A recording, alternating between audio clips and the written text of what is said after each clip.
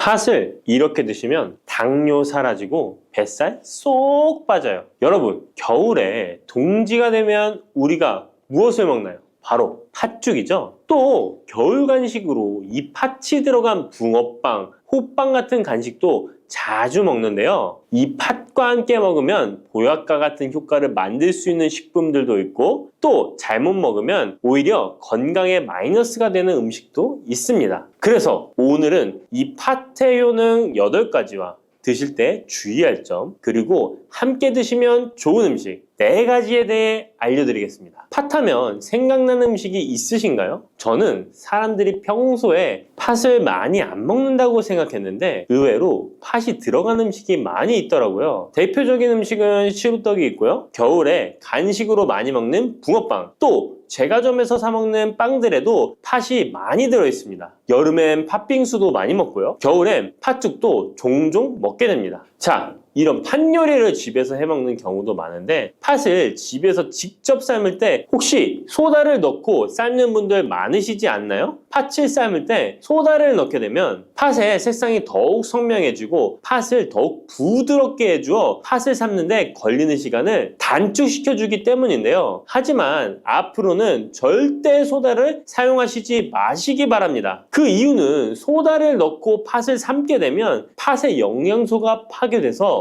팥에 좋은 성분을 먹을 수 없게 되기 때문인데요. 자, 그래서 어떻게 팥 요리를 하는 게 좋은지 알려드릴게요. 팥을 삶을 때 먼저 흐르는 물에 깨끗이 세척해서 이물질을 제거해 주시고요. 물에 담가 약 4시간 정도 불려주십니다. 그렇게 불린 팥을 물에 넣어 삶아주면 붉은색의 팥 삶은 물이 생기잖아요. 바로 이 팥을 삶은 물이 건강에 정말 좋다는 사실 알고 계셨나요? 그 이유는 팥에 들어있는 사포닌이라는 성분 때문입니다. 간혹 팥 삶은 첫물에는 팥에 독소가 있어서 버려야 한다는 분들이 계신데요. 이는 잘못된 정보입니다. 왜냐하면 팥 삶은 첫물에 사포닌 성분이 가장 많이 들어있기 때문에 이걸 버리지 마시고 따로 담가 두었다가 하루에 1~2잔씩 차로 드시면 좋습니다. 자, 그럼 이제 팥의 구체적인 효능에 대해 말씀드릴 건데, 첫 번째는 혈관 건강에 많은 도움이 된다는 것입니다. 앞에 말씀드린 팥물은 혈관 청소부라는 별명이 있을 정도로 혈관을 깨끗하게 해주는 효능이 있습니다. 그 이유는 팥에 함유된 강력한 항산화 성분인 안토시아닌이 혈관 내 활성산소를 제거해줘서 혈관 세포 손상을 예방해주기 때문입니다. 또한 안토시아닌은 혈관 내의 염증을 줄여줘서 염증성 질환에도 좋은 효과가 있고요. 나쁜 콜레스테롤 수치를 줄여주는 효과가 있어서 고지혈증을 예방하며 심장질환의 위험도 줄이는데 큰 도움을 줄 수 있습니다. 이뿐 아니라 조선시대 기록에 보면 이 팥물로 세안을 했다는 기록이 있는데요. 팥물로 세안을 하면 피부의 노폐물을 제거하는 데 좋고 피부를 맑고 건강하게 해준다고 합니다. 비누가 없던 시절에 피부 건강을 위해 사용했던 선조들의 지혜가 정말 놀랍지 않나요? 당뇨병의 개선에 도움을 준다는 것입니다. 2014년에 발표된 한 연구에서 팥을 섭취하는 것이 2형 당뇨병 환자의 혈당 수치와 인슐린 저항성을 개선하는 데 도움이 되는 것으로 보고가 됐습니다. 이 연구에서는 4주 동안 매일 팥을 섭취한 결과 당뇨 환자들의 공복 혈당 수치가 무려 평균 19.5% 감소하였고 인슐린 저항성 또한 줄어든 것으로 나타나서 당뇨가 있거나 당뇨 예방이 필요하신 분들은 꼭 팥을 꾸준히 드셔보시기 권해드립니다. 세 번째 팥의 효능은 몸의 부종을 제거하고 다이어트에 도움을 주는 것입니다. TV에서 연예인들이 이 팥으로 다이어트를 해서 효과를 봤다고 했던 적도 있었고요. 한의학 책 중에 본초 강목에 보면 팥을 오랫동안 먹으면 여위고 마르기 때문에 살찐 사람이 먹는 것이 좋다라는 내용이 나옵니다. 그래서 한의원에서 다이어트 처방을 할 때도 팥을 쓰는 경우가 많이 있는데요. 그 이유는 바로 팥에 들어있는 칼륨 때문입니다. 팥에는 쌀의 10배 이상, 바나나에 약 4배 이상의 칼륨이 들어있는데요. 이 칼륨이 몸 안에 나트륨 배출을 도와서 당뇨 환자들의 신장 부담을 줄여주고 혈압 상승을 억제해주는 효능이 있고요. 또한 이뇨작용이 있어서 이를 통해 부종을 줄여줄 수가 있습니다. 그래서 우리가 보통 물살이라고 부르는 잘 부으면서 살이 찌는 분들은 다이어트에 이 팥을 이용하시면 효과를 볼 수가 있습니다. 그래서 그에 대한 연구 결과도 있었는데요. 시험지에 팥 추출물을 먹였더니 근육 손실 없이 체지방 함량이 30% 이상 줄었고 몸무게도 37%나 감소했다고 합니다. 사람과 똑같을 수는 없지만 분명히 팥이 체중 감량에 도움이 된다는 결과라고 볼 수가 있습니다. 네 번째, 팥의 효능은 변비를 개선하는 데 도움을 주는 겁니다. 팥에는 사포닌뿐 아니라 많은 식이섬유가 들어있기 때문인데요. 사과에 비해서 약 10배나 많은 식이섬유가 들어있습니다. 그래서 팥을 섭취하게 되면 이 식이섬유가 장 운동을 활발히 하고 대변을 부드럽게 만들어 배변을 원활하게 해줄 수 있고요. 또한 이 식이섬유는 장에 있는 유익균들에게 풍부한 먹이를 제공해주기 때문에 장내 유익균의 증식에도 직접적으로 효과를 줍니다. 이를 통해서 장의 전반적인 환경을 좋게 바꿔줄 수가 있고 이것은 몸의 면역력 향상과도 연결되어 있기 때문에 우리가 프로바이오틱스를 복용할 때도 팥을 함께 드셔보면 그 효과가 커지는 것을 느끼실 수가 있을 겁니다. 다섯 번째 팥의 효능은 탈모 예방에 도움을 준다는 것입니다. 나이가 들면서 머리숱이 점점 없어져 고민하시는 분들 정말 많은데요. 팥과 함께 천연 탈모약이라 불리는 수수를 함께 드신다면 탈모 예방에 큰 도움을 받을 수 있습니다. 그 이유는 바로 팥과 수수에 들어있는 비오틴이라는 성분 때문인데요. 이 비오틴은 모발의 모공에서 자라는 단계부터 필요하고 손상된 머릿결이 재생되는 데까지 관여하는 정말 중요한 성분입니다. 건강한 머릿결을 만드는데 꼭 필요한 성분이라고 할 수 있습니다. 비오틴이 몸속에서 부족한 현상이 나타나면 머리카락이 얇아지면서 많이 빠지게 되고 또한 두피가 건조해지고 가려움증이 생기면서 탈모를 가속화할 수 있습니다. 그런데 팥에는 이 비오틴뿐 아니라 모발 성장에 도움이 되는 아미노산이 풍부하고 수수에는 미네랄 성분이 풍부하여 머리카락을 건강하게 유지하는 데 직접적으로 도움을 주게 되고요. 또한 팥과 수수에 함유된 항산화 물질들이 머릿결을 상하게 하는 자유 라디칼 성분을 중화해 주어 머리카락 건강에 큰 도움을 주는 것입니다. 여섯 번째 팥의 효능은 우리나라 사람에 꼭 필요한 탄수화물 소화를 돕는다는 것입니다. 이는 팥에 함유되어 있는 비타민 B의 역할 때문인데요. 비타민 B는 탄수화물, 단백질, 지방을 에너지로 변환하여 우리 몸을 충전해주는 역할을 합니다. 또한 신경 전달 물질인 뉴로트랜스미터의 합성에 관여해 뇌신경을 건강하게 하는 데에도 도움을 줍니다. 팥을 잘 섭취하면 뇌를 건강하게 해주어 치매 예방에도 도움이 되는 것입니다. 자, 앞에서 팥과 함께 먹으면 좋은 음식이 수수가 나왔는데요. 하나 더 말씀드릴게요. 바로 호박입니다. 호박은 기본적으로 여러 영양성분이 풍부하지만 호박에는 비타민 B가 없어서 호박과 팥을 함께 드시면 서로의 부족한 부분을 채워줄 수가 있고요. 또한 호박에도 소화 기능을 개선해주는 기능이 있어서 팥과 함께 드시면 시너지 효과가 있고요. 그리고 팥처럼 호박에도 이뇨작용이 있는데요. 팥과 호박의 이뇨작용은 과정이 약간 다릅니다. 팥은 몸속의 부종, 노폐물과 독소를 빨아들여서 배출하는 이뇨작용을 하는 것이고요. 호박은 신장에서 만들어지는 호르몬의 분비를 억제하여 이뇨작용을 촉진하게 되는데 이렇게 되면 신장에 과다하게 축적되는 수분을 배출하는 역할을 해줄 수가 있어서 더 도움이 될 수 있습니다. 일곱 번째 팥의 효능은 빈혈을 개선하는 데 도움을 주는 것입니다. 보통 우리 몸에 철분이 부족해지면 빈혈 증상이 나타나죠. 빈혈로 인해 어지러움, 두통, 체력 저하 등의 증상이 나타나게 되는데 팥에는 앞에서 얘기한 단백질, 식이섬유, 칼륨, 비타민, 비오틴뿐만 아니라 바로 칼슘과 철분 또한 풍부합니다. 팥에 함유된 철분의 함량이 우유의 약 100배나 된다는 사실 알고 계셨나요? 그래서 팥을 드시면 철분 부족으로 인한 빈혈을 개선하는데 도움이 되기 때문에 빈혈이 있으신 분들은 꼭 기억하시면 좋겠습니다. 여덟 번째 팥의 효능은 스트레스를 줄여주는데 도움을 준다는 것입니다. 팥에 함유된 비타민 B가 신경계를 안정화시켜주는 효과가 있어서 스트레스로 오는 증상들을 줄여줄 수가 있고요. 또 팥에는 마그네슘의 함량도 높은데요. 마그네슘 또한 신체의 스트레스 반응을 조절하는 데 중요한 역할을 합니다. 팥 속에 들어있는 마그네슘을 통해서 스트레스로부터 몸이 회복되는 데 도움을 받을 수가 있습니다. 그리고 팥에는 복합 탄수화물도 풍부한데요. 복합 탄수화물은 천천히 소화되어 급격한 혈당 상승을 방지하고 일정한 에너지 공급을 유지하는 데 도움이 됩니다. 이는 스트레스 상황에서도 안정적인 에너지 공급을 유지할 수 있게 해줘서 스트레스를 관리하는 데 도움이 될 수 있습니다. 이렇게 좋은 팥도 드실 때 주의사항이 있는데요. 과하게 많이 드시면 이뇨작용 때문에 몸에 무리를 줄 수 있는데요. 이를 방지할 수 있는 방법이 있습니다. 바로 찹쌀과 함께 드시는 겁니다. 팥죽을 끓일 때 찹쌀을 넣어 함께 죽을 만드는 경우도 있고 쫄깃쫄깃한 찹쌀로 경단, 새알을 만들어 넣어 먹는 경우도 있죠. 선조들의 지혜가 정말 놀라운데요. 이렇게 찹쌀과 팥을 함께 드시면 팥 때문에 몸 안에 수분이 과하게 빠져나가는 것을 찹쌀이 막아줘서 문제가 생기지 않게 해주는 것입니다. 그리고 다른 주의사항은 팥의 찬 성질인데요. 그래서 장이 좋지 않은 분들이 팥물을 많이 드시게 되면 소화불량, 복부팽만, 복부 통증을 일으킬 수 있으니까 주의하셔서 조금씩 드셔보시는 게 좋고요. 만약에 이런 점이 불편한 경우에는 생강과 함께 드시면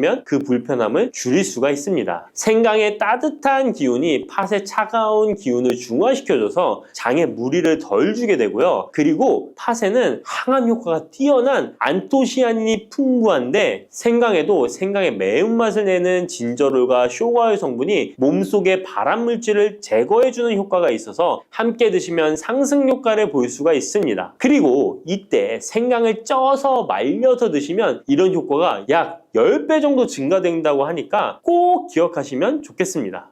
검은콩 드실 때 제발 이렇게 드세요. 그래야 내장지방 싹 녹아내리고 치매를 예방할 수 있어요. 검은콩이 건강에 좋다는 사실 모두 알고 있을 텐데요. 특히 내장지방을 없애 뱃살을 뺐는데 좋다고 알고 계실 거예요. 또한 검은콩은 혈관에 쌓이는 콜레스테롤 수치도 낮춰주는 효과가 있다고 하는데요. 그래서 볶아도 먹고 밥에 넣어서도 많이 드시지 않나요? 근데 정작 우리의 뱃살은 빠지지 않고 콜레스테롤 수치도 낮아지지 않는데요. 그건 먹는 방법에 문제가 있기 때문이에요. 물론 검은콩은 몸에 좋은 역할을 하는 효능이 많이 있지만 어떻게 먹느냐에 따라 오히려 몸에 독이 될 수도 있고 반대로 효능을 극대화시킬 수 있는데요. 그래서 검은콩에 대해 아주 잘 알고 드셔야 합니다. 이미 잘 알고 계시는 것처럼 검은콩은 대표적인 블랙푸드입니다. 물론 검은깨와 흑미도 요즘 건강식으로 많이 찾으시는 식품이고요. 블랙푸드라는 게 말 그대로 껍질이 검정색이라서 블랙푸드인데요. 그렇다면 검은콩은 도대체 뭐가 그렇게 좋은 걸까요? 검은콩의 효능 중에 첫 번째는 항산화 효과입니다. 검은콩에는 플라보노이드라는 강력한 항산화 성분이 풍부하게 들어있는데요. 플라보노이드는 식물세포에 존재하는 물질로 항산화 작용을 통해 우리 몸에 산화 스트레스를 줄여주는 역할을 합니다. 산화 스트레스라는 게 뭐냐면 우리 몸의 세포가 손상되는 원인 중 하나로 이것은 환경적인 요인, 염증, 그리고 우리 몸의 자연적인 대사 과정에서 발생하는 스트레스라고 생각하시면 됩니다. 이런 산화 스트레스로 인해서 활성산소라는 물질이 생겨 세포 손상, 노화, 다양한 질병의 발병을 촉진할 수 있는 거죠. 그런데 검은콩에 들어있는 항산화제인 플라보노이드는 세포의 손상을 예방해서 우리 몸에 산화 스트레스를 줄여줍니다. 이는 노화를 느리게 하고 심장질환, 암, 알츠하이머 병 등과 같은 여러 가지 질병의 위험을 줄이는데 도움이 되는데요. 그렇기 때문에 검은콩은 플라보노이드 함량으로 인해 우수한 항산화 식품으로 간주됩니다. 검은콩의 효능 두 번째는 혈당 조절에 좋습니다. 혈당이란 간단히 말하면 우리 몸에서 음식을 소화하면서 만들어지는 당을 말하는 건데요. 이 당이 우리 몸의 에너지를 만드는데 꼭 필요하죠. 그런데 당이 너무 많아지면 몸에 나쁜 영향을 줄 수 있어요. 그래서 우리 몸은 당을 잘 조절해야 합니다. 그렇다면 검은콩이 어떻게 혈당을 조절하는 걸까요? 바로 검은콩 안에는 단백질과 식이섬유가 많이 들어있는데 단백질은 우리 몸을 튼튼하게 만드는 데 도움을 주고 식이섬유는 포만감을 느껴지게 해서 먹는 양을 줄일 수 있게 도와줍니다. 여기서 식이섬유의 역할이 중요한데요. 식이섬유는 당이 너무 빨리 몸에 흡수되는 것을 막아줍니다. 이렇게 되면 당이 천천히 몸에 흡수되어 혈당이 급격하게 오르는 것을 막아주게 되는 거죠. 검은콩의 효능 세 번째는 콜레스테롤 수치 조절입니다. 검은콩은 콜레스테롤 수치를 낮추는데 도움이 되는데요. 콜레스테롤은 우리 몸이 필요로 하는 지방 중 하나이지만 이게 너무 많으면 혈관을 막아 심근경색이나 뇌혈관 질환을 일으키는 원인이 되는 거죠. 근데 검은콩에 들어있는 식이섬유는 우리 몸에서 콜레스테롤을 흡수하는 것을 줄여주는 역할을 합니다. 그 중에서 특히 검은콩에 들어있는 용해성 식이섬유는 콜레스테롤과 결합하여 그것을 체외로 배출하는데 도움을 주는데요. 그것 말고도 검은콩에는 불포화 지방산이라는 건강한 지방도 풍부하게 들어있습니다. 이 불포화 지방산은 나쁜 콜레스테롤인 LDL 콜레스테롤을 줄이고 좋은 콜레스테롤인 HDL 콜레스테롤을 늘려주는 역할을 합니다. 이렇게 해서 심장 건강을 유지하는 데 도움을 주게 되는 거예요. 검은콩의 효능 네 번째는 눈 건강에 좋습니다. 검은콩에는 눈 건강에 도움이 되는 여러 가지 영양소가 들어있는데요. 그 중에서도 루테인과 제아잔틴은 눈 건강에 특히 중요한 역할을 합니다. 루테인과 제아잔틴은 우리 눈의 황반 부분에 많이 있는 영양소인데 이 황반은 우리가 선명하게 볼 수 있게 해주는 중요한 부분입니다. 루테인과 제아잔틴은 이 황반을 보호해주고 밀도를 유지시켜 눈의 노화를 막아주고 블루라이트와 같은 유해 파장의 빛으로부터 보호하는 역할을 하게 되는 거죠. 특히 루테인과 제아잔틴은 황반병성이라는 눈 질환을 예방하는 데 도움을 주는데요. 황반병성은 우리가 나이를 먹으면서 발생할 수 있는 눈의 질환으로 이 증상이 심해지면 시력을 잃게 만드는 주요 원인 중 하나입니다. 검은콩의 다섯 번째는 뼈를 튼튼하게 해줍니다. 검은콩은 뼈 건강에도 도움이 되는 여러 가지 영양소를 함유하고 있는데요. 그 중에서도 칼슘과 마그네슘이 뼈 건강에 특히 중요한 역할을 합니다. 먼저 칼슘은 우리 뼈와 이를 지탱하는 치아를 만드는 주요 성분입니다.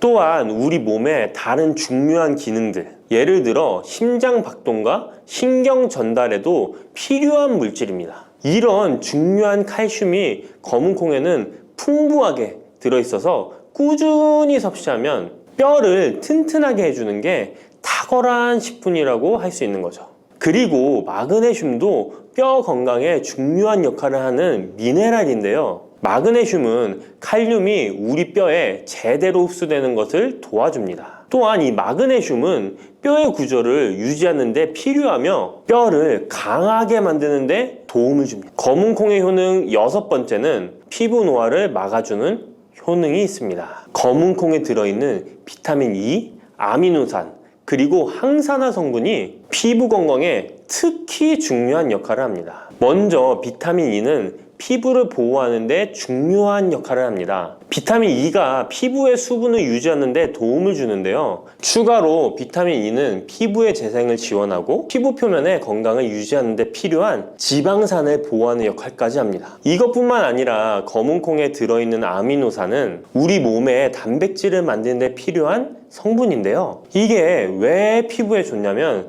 우리의 피부는 대부분 콜라겐이라는 단백질로 이루어져 있는데 바로 이 콜라겐은 피부의 탄력을 유지해 주는데 좋아서 항상 탱탱한 피부로 보이게 되는 거죠. 또한 검은콩에는 아미노산이 풍부하게 들어있는데요. 아미노산도 콜라겐 생성에 도움을 줍니다. 검은콩의 효능 일곱 번째는 치매를 예방하는 효능이 있습니다. 검은콩에는 오메가3 지방산이라는 불포화 지방산이 들어있는데요. 이 오메가3 지방산은 우리 몸이 스스로 생성하지 못하기 때문에 식품을 통해 섭취해야 하는 필수 지방산입니다. 근데 오메가3 지방산이 뇌 건강에 매우 중요한 영향이 있다는 게 포인트인데요. 뇌는 약 60%가 지방으로 이루어져 있고 그중 대부분이 오메가3 지방산인 DHA로 구성되어 있습니다. 바로 이 오메가3가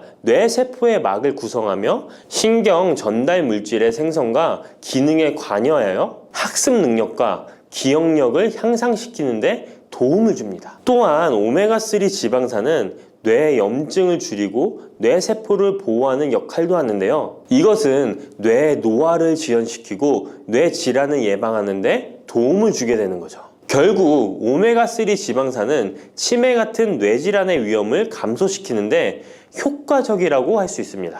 검은콩의 효능 8번째는 탈모 예방에 탁월합니다. 검은콩에는 모발의 성장에 필수 성분인 시스테인이 가득한데요. 이 성분들이 혈액순환에도 도움을 줘서 탈모도 예방이 되고 새치가 생기는 것도 막아주는 모발 건강에 정말 좋은 성분이라고 할 수 있습니다. 그러니까 나이가 들수록 꼭 드셔야 하는 음식이라고 생각하시고 드셔야겠죠. 근데 이런 어마어마하게 몸에 좋은 검은콩도 드실 때 주의해야 할 점이 있는데요. 아무리 좋다고 해도 과다 섭취는 안 되는 거 아시죠? 검은콩에는 피틴산이라는 성분이 들어있는데 이는 식물이 생장하는 과정에서 필요한 미네랄을 저장하는 역할을 합니다. 하지만 이 성분이 과도하게 섭취되면 우리 몸에서 필요한 미네랄인 칼슘, 철분 등의 흡수를 방해할 수 있습니다. 검은콩은 단백질과 식이섬유가 풍부하므로 잘 익히지 않고 먹으면 소화가 잘 되지 않을 수 있습니다. 요리하시기 전에 충분히 물에 불리고 완전히 익혀 드시면 되는데요. 하루 섭취 권장량은 50g 정도로 종이컵 1컵 정도 양이면 충분하다고 할 수 있습니다. 밥하실 때 특히 서리태 같은 검은콩 많이 넣어 드시잖아요. 오늘부터는 충분히 물에 불리고 무조건 많이 넣는다고 좋은 건 아니니 적당량을 잘 넣어서 드시면 좋겠습니다. 근데 검은콩 드실 때 다른 음식들과 같이 먹게 되는데요. 밥 지을 때 넣거나 다른 음식과 같이 먹기도 하는데 같이 먹으면 오히려 독이 되는 음식이 있다는 거 아시나요? 검은콩과 함께 먹으면 독이 되는 음식 첫 번째는 우유입니다.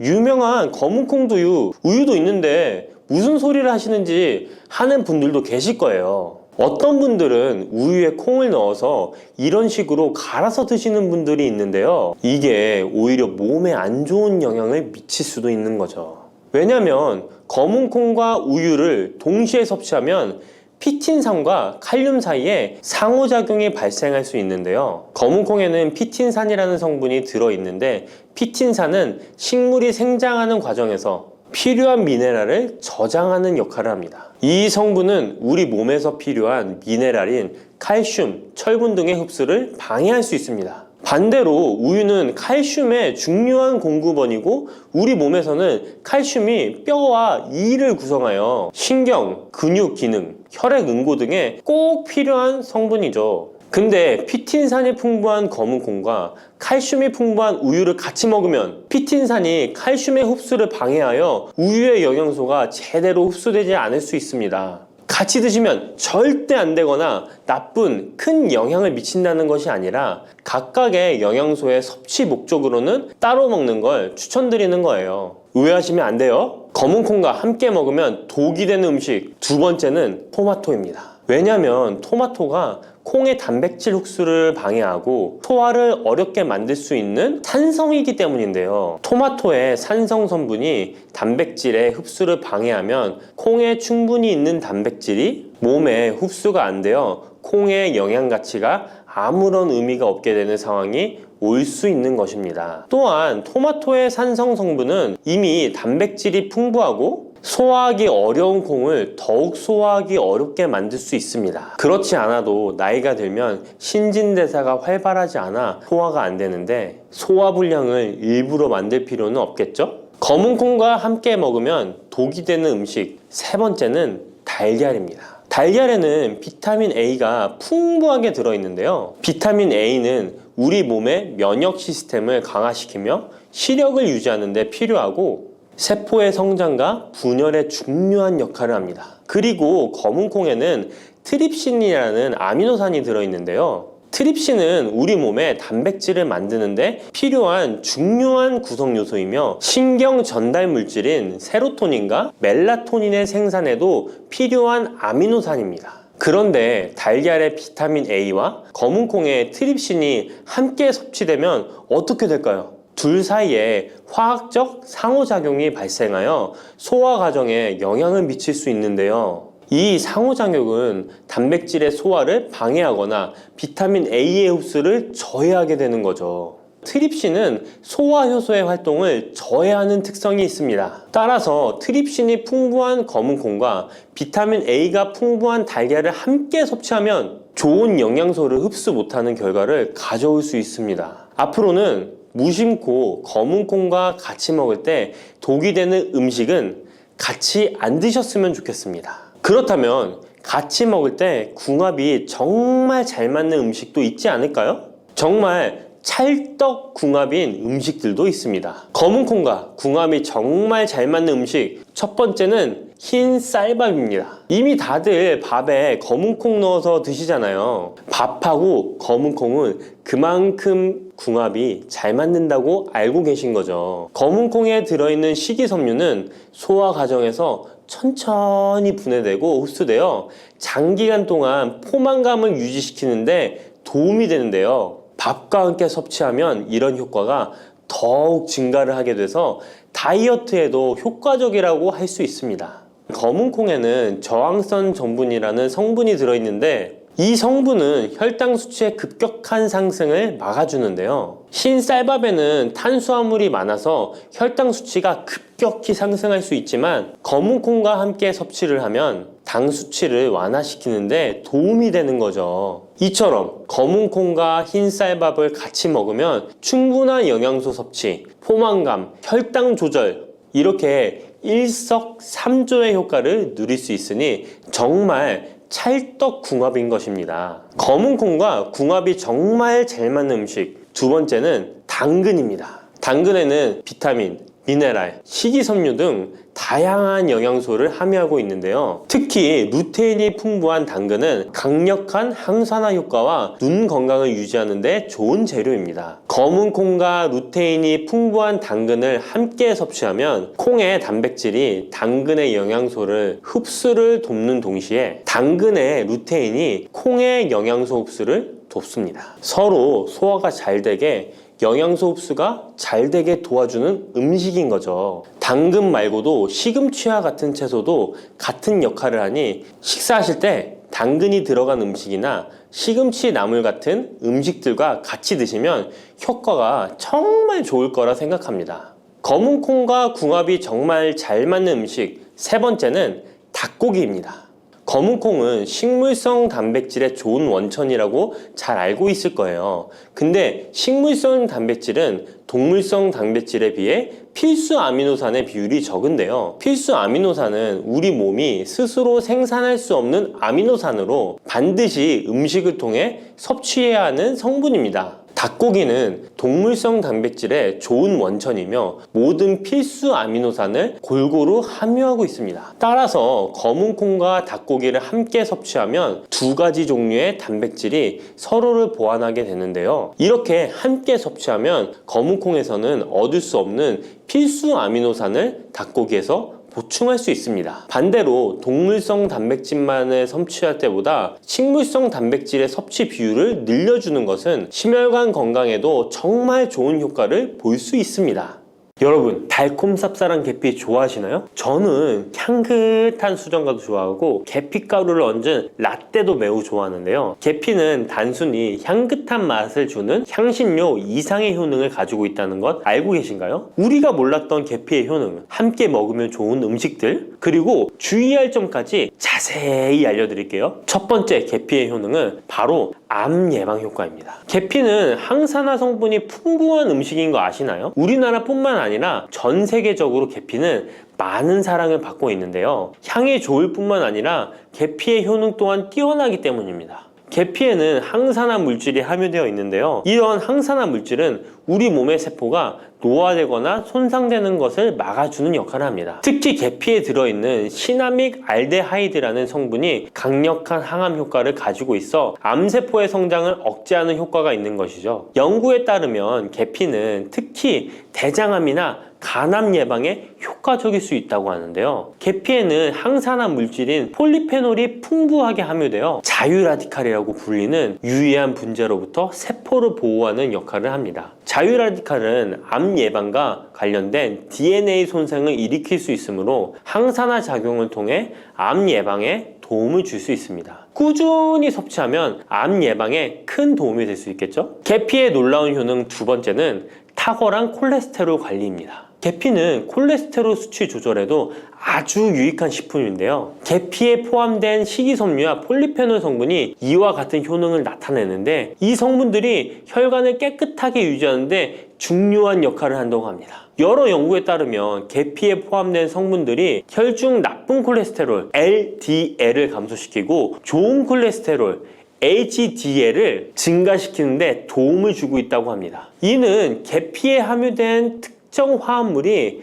콜레스테롤의 흡수를 억제하고 간에서 콜레스테롤의 생성을 감소시키는 작용을 할 수 있다는 것을 의미합니다. 계피는 체내에서 지방의 축적을 막고 혈관의 건강을 유지하는 데도 중요한 역할을 한다고 알려져 있죠. 고지혈증이나 고콜레스테롤 혈증은 심혈관 질환을 일으킬 수 있는 중요한 위험 요소로 알려져 있는데요. 계피는 이런 위험 요소를 관리하는 데 도움을 줄 수 있답니다. 따라서 계피를 적당히 섭취하면 콜레스테롤을 관리하는 데 유익하다고 할 수 있습니다. 심혈관 질환이 걱정되시는 분들에게는 정말 좋은 식품이죠. 세 번째, 계피의 아주 놀라운 효능은 바로 당뇨병 예방입니다. 당뇨병은 많은 분들이 고통받고 있는 질병이죠. 주위에 당뇨병 때문에 혈당 관리하시는 분들 자주 볼 수 있는데요. 그런데 계피가 당뇨병 관리에 큰 도움이 된다고 하니 놀랍지 않나요? 계피에 함유된 크로모라는 성분이 인슐린 민감성을 높여주어 혈당 수치를 안정시키는데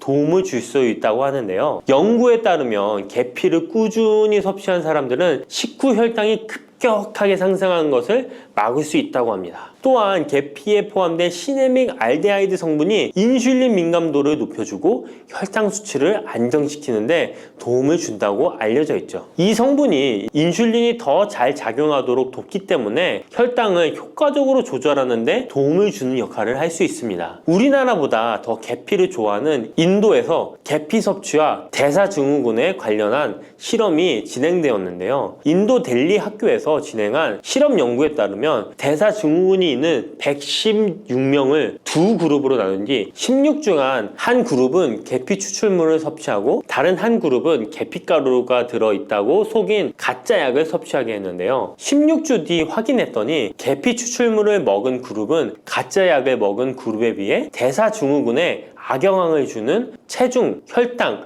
콜레스테롤 등의 수치가 개선되었다고 합니다. 참으로 놀랍죠. 물론 계피를 꾸준히 섭취하는 것만으로도 당뇨병을 완전히 예방할 수 있는 것은 아니지만 식이요법에 포함시킬 수 있는 좋은 재료라는 점은 분명합니다. 네 번째, 계피의 놀라운 효능은 바로 항염작용입니다. 계피가 항염작용까지 있다니 참 신기하죠? 계피에는 항염증 작용이 있는 화합물이 함유되어 있는데요. 계피에 들어있는 시나믹 알데하이드 성분은 염증을 줄이는데 효과적이라고 연구 결과도 있습니다. 이 성분은 몸속 염증 반응을 억제해 주어 관절염, 근육통, 염증성 질환이 있는 분들에게 매우 유익한 식품이죠. 특히 체내에서 발생하는 염증은 만성적인 질환을 유발할 수 있기 때문에 이를 예방하는 것이 중요한데요. 계피를 섭취하면 몸속 염증을 낮춰주는데 도움을 줄 뿐만 아니라 면역력 강화에도 긍정적인 영향을 미친다고 알려져 있습니다. 겨울철에는 찬바람과 습기로 인해 염증이 쉽게 발생하는데 계피를 섭취하면 몸을 따뜻하게 해주고 염증을 예방하는 데 도움이 됩니다. 계피 섭취가 일상적인 건강 유지, 특히 쌀쌀한 겨울에 아주 좋은 영향을 미친다고 할 수 있죠. 그렇다면 이것들과 계피와 함께 먹으면 계피의 효능이 2배가 된다는데요.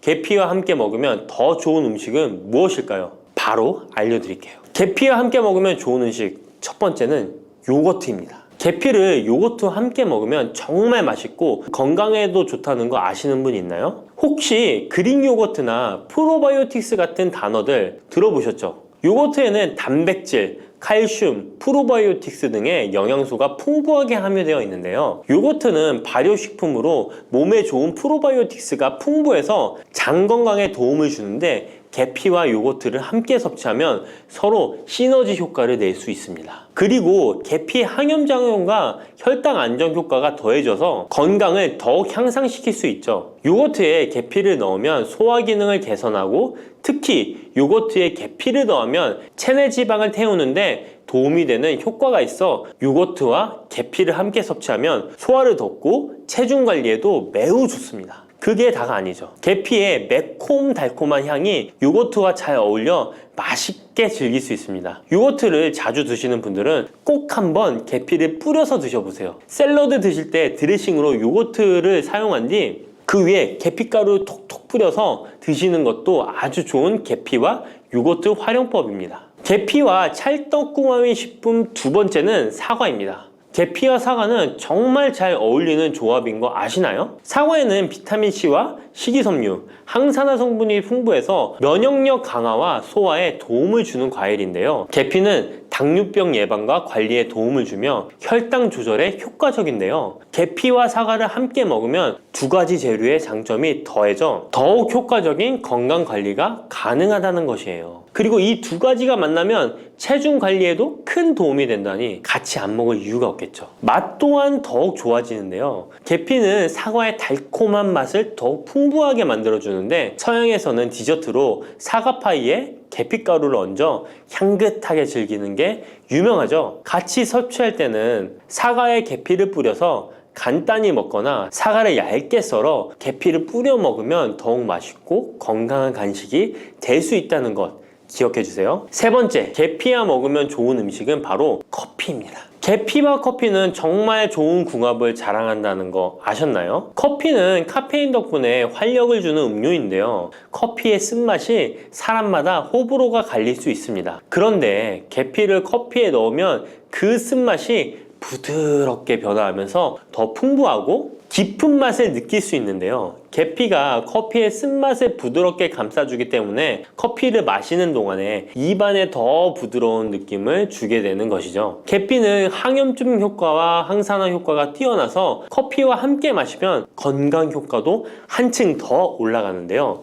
커피 자체에도 많은 항산화 물질이 포함되어 있는데 계피 역시 강력한 항산화 성분을 가지고 있기 때문에 둘을 합쳐 마시면 체내 염증을 줄여주고 세포를 보호하는 효과를 볼 수 있는 것이에요. 계피와 커피를 함께 마실 때 또 다른 장점이 있는데요. 그건 바로 혈당 조절에 있습니다. 커피는 그 자체로 혈당을 빠르게 올리는 경향이 있는데요. 계피가 이 과정을 완화시켜주면서 커피를 드실 때 혈당이 급격하게 상승하는 것을 방지할 수 있습니다. 그래서 당뇨가 있으신 분들께도 이 두 음료의 조합은 매우 추천드립니다. 그렇다면 계피와 커피는 어떻게 함께 먹는 게 좋을까요? 계피와 커피를 함께 즐기기 위한 가장 간단한 방법은 계피가루를 커피에 넣는 것인데요. 커피가 다 내려준 후 4분의 1티스푼의 계피가루를 넣고 잘 저어주면 계피의 향이 커피와 자연스럽게 어우러져 향긋한 커피 한 잔을 만들 수 있습니다. 계피를 너무 많이 넣으면 커피의 맛이 너무 강해질 수 있으니 적당량을 넣어주는 것 잊지 마세요. 또한 계피 스틱을 사용해 커피를 우려내는 방법도 있는데요. 커피를 내린 후에 계피 스틱을 커피에 넣고 몇 분간 우려내면 계피의 향이 은은하게 배어들어 훨씬 더 맛있고 건강한 커피를 즐길 수 있습니다. 계피 스틱을 사용하면 시각적으로도 멋진 효과를 줄 수 있기 때문에 커피를 더욱 고급스럽고 멋스럽게 즐기고 싶다면 계피와 커피 꼭 한번 같이 우려보세요. 계피와 찰떡궁합 꿀조합을 알려드렸다면 이번에는 계피와 함께 먹으면 몸에 해가 되는 음식이 있다는 것을 알고 계신가요? 그것은 바로 귤이나 자몽, 레몬 같은 시트러스 계열의 과일인데요. 계피와 시트러스 계열 과일을 함께 먹으면 안 되는 이유 바로 알려드릴게요. 많은 분들이 시트러스 계열 과일, 예를 들어 오렌지나 레몬을 좋아하시는데요. 이 과일들은 비타민C가 풍부하고 상큼한 맛이 참 일품이죠. 하지만 계피와 시트러스 과일을 함께 먹을 때는 주의가 필요한데요. 계피의 주요 성분 중 하나인 시나몰은 계피가 가진 가장 독특한 향을 만들어내는 성분. 계피의 주요 성분 중 하나인 시나몰은 계피가 가진 독특한 향을 만들어내는 성분인데, 이 시나몰이 시트러스 계열 과일의 산성 성분과 결합하면 위에서 소화가 잘 되지 않거나 불편한 증상을 유발할 수 있습니다. 특히 속쓰림이나 위경련이 일어날 수 있는데요. 이는 계피와 시트러스 과일이 소화 효소의 분비를 방해하고 서로 반응하면서 위에 자극을 주기 때문입니다. 거기에다 시트러스 과일의 산도가 더해져 위산이 과도하게 분비될 수 있기 때문에 계피와 오렌지, 레몬, 귤과 같은 과일들을 함께 먹는 것은 피하는 것이 좋습니다. 만약 계피와 과일을 함께 즐기고 싶다면 아까 알려드렸던 사과도 매우 좋고, 아니면 배도 계피와 잘 어울리는데요. 이러한 과일 소화에도 부담을 주지 않기 때문에 이제부터 계피와 과일을 함께 드시고 싶다면 꼭 유의해 주세요. 계피가 많은 효능을 가지고 있지만 부작용도 있을 수 있는데요. 계피를 섭취할 때 주의할 점은 무엇일까요? 그건 바로 과다 섭취, 간에 손상을 줄 수 있기 때문입니다. 계피는 적당히 섭취하면 건강에 많은 도움을 주지만 과다 섭취 시에 간에 부담을 줄 수 있다는 거 아셨나요? 특히 일반적으로 판매되는 카시아 계피는 쿠마린이라는 성분을 포함하고 있는데요. 이 성분은 과다 섭취 시에 간 손상을 일으킬 수 있습니다. 쿠마린은 간 독성을 일으킬 수 있는 물질로 알려져 있기 때문에 계피를 과다하게 섭취하는 것은 최대한 피하는 것이 좋겠죠? 여기서 우리가 주로 섭취하는 계피가 카시아 계피인지 세이론 계피인지 헷갈리시는 분들 있으실 거예요. 둘의 차이점을 알려드릴게요. 일반 계피는 주로 카시아 계피인데요. 카시아 계피는 중국, 인도, 베트남 등의 아시아 지역에서 많이 재배됩니다. 이 계피는 맛이 더 강하고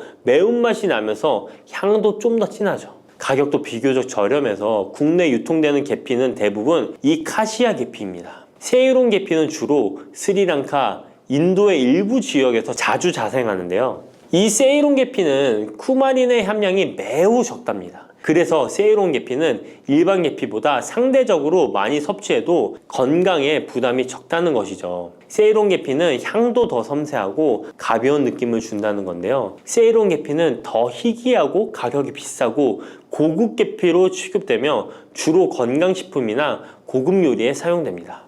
앞서 말했듯이 우리가 쉽게 구할 수 있는 계피는 카시아 계피인데요. 그래서 섭취할 때는 보통 하루에 1에서 2g 정도 섭취하는 것이 안전한 양으로 권장되고 있고, 과다 섭취로 계피의 부작용을 경험하고 싶지 않으시다면 계피를 섭취할 때는 적당량을 지키는 것이 중요합니다. 꼭 기억해 주세요. 녹두는 이렇게 드셔야 당뇨가 예방되고 혈당이 쑥 떨어집니다. 한의학에서는 약으로 사용할 정도로 약효가 뛰어난 식재료가 녹두입니다. 우리 선조들은 이 약효를 잘 알고 일반 가정에서도 많이 사용했습니다. 이런 녹두가 만병의 근원인 고혈압과 당뇨에도 좋다는 사실 알고 계셨나요? 그런데 이렇게 좋다는 녹두도 잘 알고 드셔야 하는데요. 잘못 드시면 우리 몸에 독이 될 수도 있고, 잘 드시면 보약이 될 수도 있습니다. 녹두는 어떻게 또 무엇과 먹어야 되고 주의할 점은 무엇인지 모두 알려드릴게요. 녹두에 약간 거친 식감을 싫어하시는 분들이 껍질을 까고 녹두 속 알맹이만 드시는데요. 녹두에 놀라운 영양 성분들이 거의 다 껍질에 있기 때문에 녹두 껍질은 반드시 함께 드셔야 합니다. 녹두에는 식이섬유가 풍부하고 소화를 돕는 효소가 많아 소화가 잘 안 되는 분들이 드시면 도움이 되는데요. 녹두에 풍부한 식이섬유가 장 운동을 활발하게 하고 소화를 돕는 효소가 장내에 유익균을 풍성하게 해줘 장 건강을 개선해 줄 수 있습니다. 우리 선조들은 기억력이 많이 약해진 환자에게 녹두죽을 먹여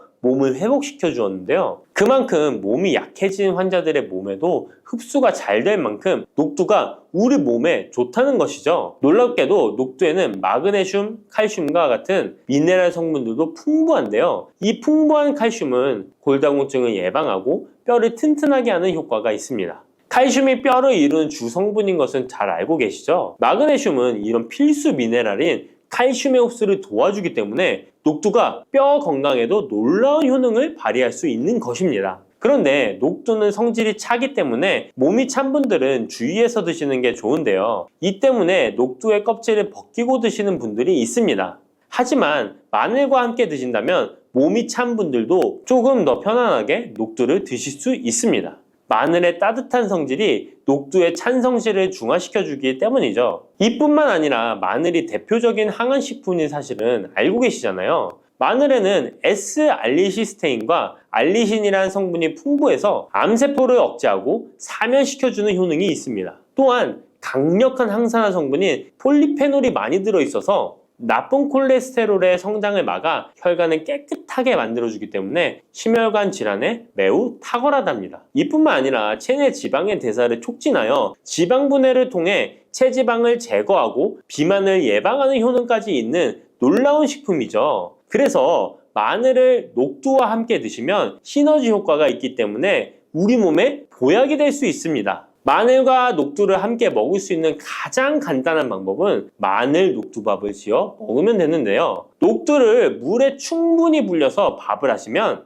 녹두 껍질의 거친 식감을 완화시켜 편하게 드실 수 있습니다. 그리고 우리가 녹두하면 생각나는 대표적인 음식이 녹두 빈대떡이 있는데요. 맛있는 녹두 빈대떡에 돼지고기를 갈아서 함께 부쳐 먹기도 하죠. 이 방법은 영양학적으로도 탁월한 조합이 됩니다. 녹두에 부족한 필수 아미노산인 트립토판 같은 성분이 돼지고기에 풍부하게 들어있기 때문인데요. 트립토판이나 메티오닌 같은 필수 아미노산은 우리 몸에서 합성되지 않아 반드시 음식을 통해 섭취해야 합니다. 돼지고기가 이런 아미노산의 훌륭한 공급원이 될 수 있기 때문에 나이가 들면서 기력이 약해진 분들이 녹두와 돼지고기를 함께 드시게 되면 기력 회복에 좋은 효과를 보실 수 있습니다. 또한 돼지고기에는 단백질이 풍부하여 근육을 튼튼하게 하는데 도움을 주고 풍부한 비타민 B1은 피로 회복과 신경 안정에도 매우 효과적입니다. 철분도 풍부해 나이가 들며 부족해지는 철분 보충에도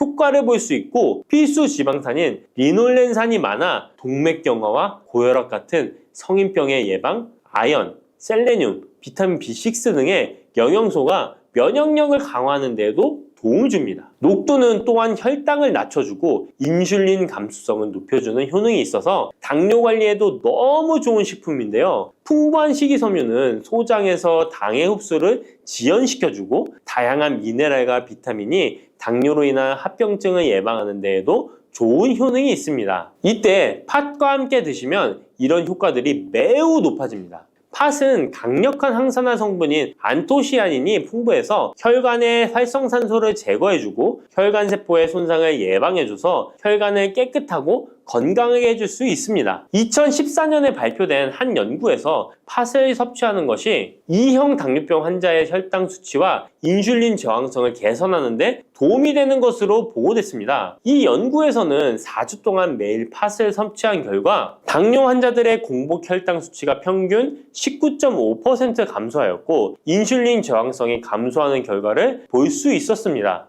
또한 팥은 쌀의 10배 이상, 바나나의 4배 이상의 많은 칼륨을 함유하고 있는데요. 칼륨은 몸 안에 나트륨을 배출하고 당뇨 환자의 신장 기능을 강화시켜주며 혈압 상승을 억제해주는 효능이 있습니다. 팥은 한의원에서 다이어트를 위한 처방을 할 때도 사용되는데 팥의 풍부한 칼륨은 이뇨작용을 통해 부종을 줄여줄 수 있기 때문에 지방이 몸에 축적이 잘 되어 살이 찌는 사람에게 효과적입니다. 특히 쉽게 붓고 살이 찌는 분들에게 더욱 효과가 좋은데요. 한 실험에서 실험쥐에 팥 추출물을 먹였더니 체지방 함량이 30% 이상 줄었고 몸무게도 37%나 감소한 결과를 발표하기도 했습니다. 자, 이렇게 녹두와 함께 복용하면 좋은 식품들을 알아보았는데요. 그렇다면 녹두를 복용할 때 주의할 점은 어떤 것이 있는지도 한번 살펴보겠습니다. 첫 번째는 녹두의 차가운 성질인데요. 녹두의 차가운 성질은 우리 몸의 열을 낮춰주고 스트레스를 해소하는 효과가 있습니다. 또한 염증 완화를 시키고 통증을 줄이는 데도 도움이 되는데요. 그래서 녹두로 속을 채운 베개를 쓰면 두통이 완화되기도 합니다. 다만 이런 찬 효능 때문에 녹두를 드실 때 주의하셔야 하는데요. 평소 몸이 찬 분들이 녹두를 많이 드시게 되면 오히려 몸에 해가 될 수 있습니다. 위나 장이 차가워지면 소화력이 떨어지고 복통이나 변비, 설사가 나타날 수 있습니다. 이런 분들이 녹두를 드시려면 앞에서 알려드린 대로 마늘과 함께 드셔보시기 바랍니다. 그리고 두 번째 주의할 점은 바로 녹두의 강력한 해독작용입니다. 녹두의 해독작용은 우리 몸의 중요한 장기 중 하나인 간에 많은 도움을 주는데요. 간은 우리 몸의 독소를 해독하는 역할을 맡고 있는데 녹두가 이런 간의 해독 기능을 도와주게 됩니다. 녹두의 풍부한 단백질과 펩타이드는 간 해독 작용에 필요한 글루타치온의 원료를 공급해주며 체내의 중금속과 독성 물질과 결합하여 몸 밖으로 내보내는 역할을 하게 됩니다. 특히 중금속 해독 연구에서는 납, 카드뮴 등의 흡수를 억제하거나 배출을 도와서 독성 완화 효과를 보여주기도 했습니다. 하지만 이런 효과가 우리가 보약을 복용하는 경우에는 상극이 될 수 있습니다. 보약의 효과가 녹두의 해독작용 때문에 많이 사라져버릴 수 있기 때문입니다. 그래서 한의원에서 한약을 지으면 녹두나 숙주나물을 먹지 말라고 얘기하는 겁니다. 이런 녹두의 해독작용은 녹두의 껍질에 있는 성분 때문에 나타나게 되는데요. 따라서 껍질을 제거하고 만든 요리나 녹두 전분으로 만든 청포묵, 녹두당면을 드시면 녹두의 해독작용은 누릴 수가 없습니다. 물론 녹두 껍질을 제거해도 알맹이에 영양 성분들이 풍부한데요. 해독작용이 필요한 경우에는 껍질을 제거하지 않고 복용하시는 게 좋습니다. 세 번째로 복용 시에 주의할 점은 녹두의 풍부한 칼륨입니다. 앞에서 얘기했던 것처럼 칼륨은 나트륨을 배출해주며 당뇨와 고혈압에 도움이 되지만 신장이 약하신 분들에게는 간혹 독이 될 수 있습니다. 신장이 약하신 분들이 녹두를 필요 이상 많이 드시게 되면 칼륨 배출이 제대로 안 되면서 몸에 칼륨이 쌓여서 고칼륨 혈증이 발생할 수 있습니다. 그렇게 되면 근육 약화나 부정맥, 심장 질환 등의 증상이 발생할 수 있으니까 신장이 약하신 분들은 과도하게 많이 드시지 않는 게 좋습니다.